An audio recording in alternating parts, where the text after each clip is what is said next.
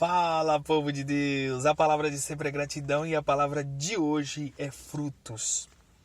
Quando nós entregamos a nossa vida a Cristo e quando nós identificamos em Cristo o nosso Salvador, quando nós o reconhecemos como nosso Salvador, nós estamos dizendo que estamos a fim de entender mais a palavra de Deus e de seguir aquilo que Cristo nos pede, que é o seu exemplo. E seguindo o seu exemplo, também temos que seguir tudo aquilo que ele nos pede no Novo Testamento. E uma das coisas que ele nos pede é para que anunciemos o Evangelho. Para anunciar o Evangelho é preciso que você conheça, você leia.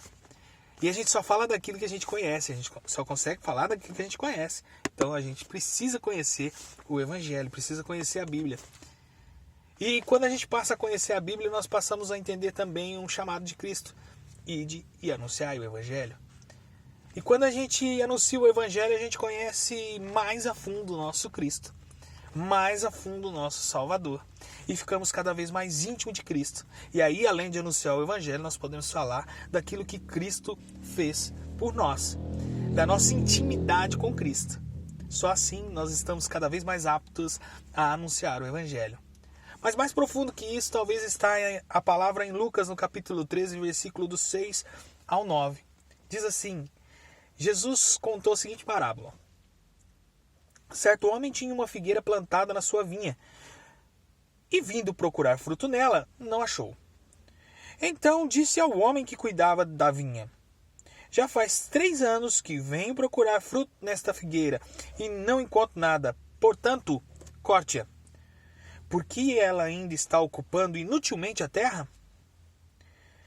Mas o homem que cuidava da vinha respondeu: Senhor, deixe-a ainda este ano, até que eu escave ao redor dela e ponha estrume, ou esterque.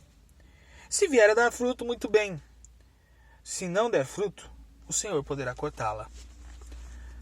O chamado de Cristo para ir e anunciar o Evangelho, ir e anunciar o Evangelho, é um chamado que é para mim, é para você, é para todos nós cristãos. Talvez você pode estar se perguntando o que essa parábola quer dizer. Pois bem, um pouquinho antes, no capítulo 12, quase no finalzinho do capítulo 12, Jesus está falando sobre o servo fiel e o servo infiel. Aquele que espera, aquele que aguarda a vinda de Cristo, mesmo sem saber quando ele vem, mas está preparado. Então prepare-se, porque o nosso convite é para anunciar o Evangelho. Anuncie o Evangelho, colha frutos para Cristo.